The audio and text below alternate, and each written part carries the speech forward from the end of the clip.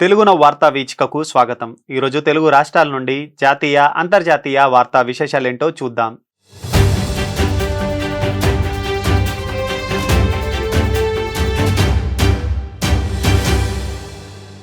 BRS MLA Kadiyam శ్రీహరిపై ఆ party senior నేత, మాజీ ఉప ముఖ్యమంత్రి తాటికొండ రాజయ్య తీవ్రస్థాయిలో ధ్వజమెత్తారు. పార్టీ ఫిరాయింపు ఆరోపణలపై అసెంబ్లీ స్పీకర్ గడ్డం ప్రసాద్ కుమార్ ఇచ్చిన నోటీసులకు కడియం చరిత్రహీనుల్లా వివరణ ఇచ్చారని మండిపడ్డారు. ఈరోజు వరంగల్లో మీడియాతో మాట్లాడిన రాజయ్య కడియం శ్రీహరి తీరుపై తీవ్ర ఆగ్రహం వ్యక్తం చేశారు. అభివృద్ధి కోసమే కాంగ్రెస్లోకి వెళ్తున్నానని చెప్పి ఇప్పుడు బీఆర్ఎస్లోనే ఉన్నానని చెప్పడం సిగ్గుచేటు. ఏమాత్రం నైతిక విలువలున్న కడియం శ్రీహరి వెంటనే తన ఎమ్మెల్యే పదవికి రాజీనామా చేయాలి. బీఆర్ఎస్ పార్టీకి చేసిన ద్రోహానికి ముందుగా క్షమాపణ చెప్పాలి అని రాజయ్య డిమాండ్ చేశారు. రాజీనామా చేయని పక్షంలో స్టేషన్ గన్పూర్ నియోజకవర్గంలోని ప్రతి వీధిలో ఆయన దిష్టిబొమ్మలు వేలాడదీస్తామని హెచ్చరించారు. ఈ విషయంలో స్పీకర్ ప్రజాస్వామ్యాన్ని కూని చేస్తున్నారని ఆయన ఆరోపించారు.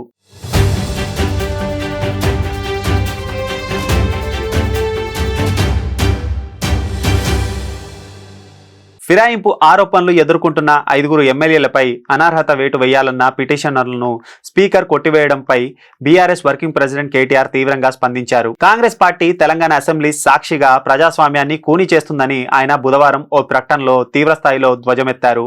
రాహుల్ గాంధీకి, కాంగ్రెస్ పార్టీకి రాజ్యాంగం పైన, దేశ అత్యున్నత న్యాయస్థానం పైన ఏమాత్రం గౌరవం లేదని ఈ ఘటనతో మరోసారి రుజువైందని కేటీఆర్ అన్నారు. కేవలం రాజ్యాంగం పుస్తకాన్ని చేతిలో పట్టుకొని ఫోటోలకు పోజులిస్తే సరిపోదని ఎద్దేవా చేశారు. తన తండ్రి రాజీవ్ గాంధీ తెచ్చిన ఫిరాయింపుల నిరోధక చట్టాన్ని గౌరవించడంలో విఫలమైన అసమర్థ నేతగా రాహుల్ గాంధీ చరిత్రలో నిలిచిపోతారని విమర్శించారు. అభివృద్ధి కోసమే పార్టీ మారామని చెప్తున్న ఎమ్మెల్యేలను కాపాడటం కాంగ్రెస్ ద్వంద్వ వైఖరికి నిదర్శనమని పేర్కొన్నారు. కేవలం ఉప ఎన్నికలకు భయపడే కాంగ్రెస్ పార్టీ ఫిరాయింపుదారులపై చర్యలు తీసుకోవడానికి వెనకాడుతుందని కేటీఆర్ ఆరోపించారు.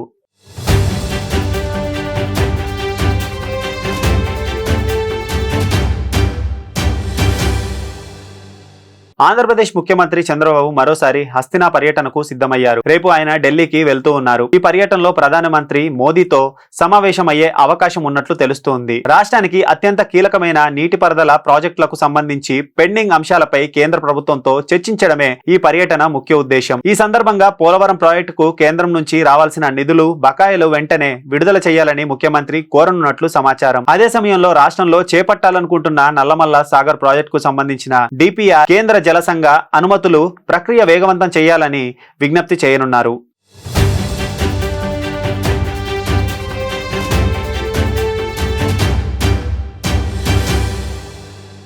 ఏపీలో తన హయాంలో ప్రారంభించిన ప్రభుత్వ మెడికల్ కాలేజీలను పబ్లిక్ ప్రైవేట్ పార్ట్నర్షిప్ విధానాల్లో నిర్మించాలన్న కూటమి ప్రభుత్వం నిర్ణయంపై వైసీపీ తన పోరాటాన్ని ఉధృతం చేసింది. ఈ నిర్ణయానికి వ్యతిరేకంగా ప్రజల నుంచి సేకరించిన 1 కోటికి పైగా సంతకాలను ఆ పార్టీ అధినేత వైఎస్ జగన్మోహన్ రెడ్డి ఈ రోజు గవర్నర్ కు సమర్పించనున్నారు. పీపీపీ విధానాన్ని రద్దు చేసేలా ప్రభుత్వాన్ని ఆదేశించాలని ఆయన గవర్నర్ కోరనున్నారు. ఈ రోజు సాయంత్రం 4 గంటలకు జగన్ రాజ్యసభలో గవర్నర్ తో సమావేశం కానున్నారు. అంతకు ముందు పార్టీ కేంద్ర కార్యాలయం నుంచి సంతకాల పత్రాలతో కూడిన వాహనాలను ఆయన జెండా ఊపి లాంఛనంగా పంపిస్తారు.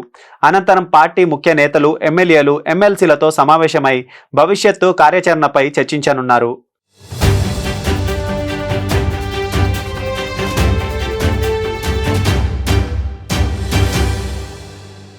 మహాత్మా గాంధీ జాతీయ గ్రామీణ ఉపాధి హామీ పథకం స్థానంలో కొత్త చట్టాన్ని తీసుకొచ్చేందుకు కేంద్ర ప్రభుత్వం ప్రవేశపెట్టిన బిల్లుకు లోక్సభ ఆమోదం తెలిపింది. Viksit Bharat guarantee for Rozgar and Ajeevika mission Grameen పేరుతో రూపొందించిన ఈ బిల్లుపై గురువారం సభలో తీవ్ర గందరగోళం నెలకొంది. ఈ బిల్లుపై చర్చ సందర్భంగా విపక్షాలు తీవ్ర నిరసన వ్యక్తం చేశాయి. ప్రభుత్వానికి వ్యతిరేకంగా నినాదాలు చేస్తూ పలువురు ఎంపీలు స్పీకర్ పోడియం వద్దకు దూసుకెళ్లిపోయారు. కొందరు ప్రతిపక్ష సభ్యులు బిల్లు పత్రాలను చించి సభలో విసిరేశారు. విపక్షాల ఆందోళన నినాదాల నడుమనే స్పీకర్ ఓటింగ్ నిర్వహించగా మూజువాని ఓటుతో బిల్లు నెగ్గినట్టు ప్రకటించారు.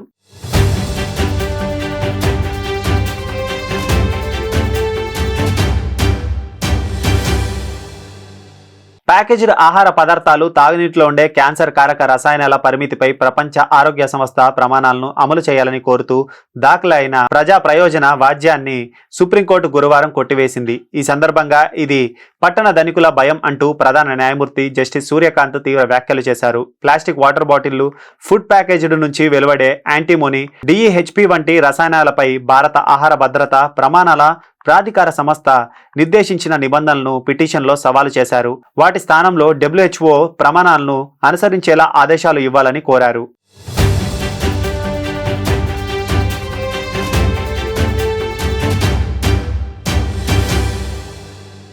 సౌదీ అరేబియా అనగానే మనకు ఎడార్లు, వేడి వాతావరణం గుర్తుకొస్తుంది. కానీ అక్కడి పరిస్థితులు పూర్తిగా మారిపోతూ ఉన్నాయి.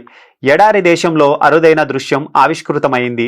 పలు ప్రాంతాల్లో భారీగా మంచు కురుస్తూ ఉంది. రోడ్లు, ఇల్లులు, వాహనాల పైకప్పులు మంచుతో పూర్తిగా కప్పబడిపోయాయి. రహదారులన్నీ తెల్లటి తివాచి పరిచినట్లుగా కనువిందు చేస్తూ ఉన్నాయి. ఈ ఊహించని మంచు వర్షాన్ని చూసి స్థానిక ప్రజలు సంభ్రమాశ్చర్యాలకు గురవుతూ ఉన్నారు. ఇటీవల సౌదీలోని పలు ప్రాంతాలను భారీ వర్షాలు, వరదలు ముంచెత్తిన విషయం తెలిసిందే. ఈ పరిణామాల నేపథ్యంలో తాజాగా మంచు కురవడం అక్కడి వాతావరణంలో వస్తున్న మార్పులకు సంకేతంగా నిలుస్తూ ఉంది.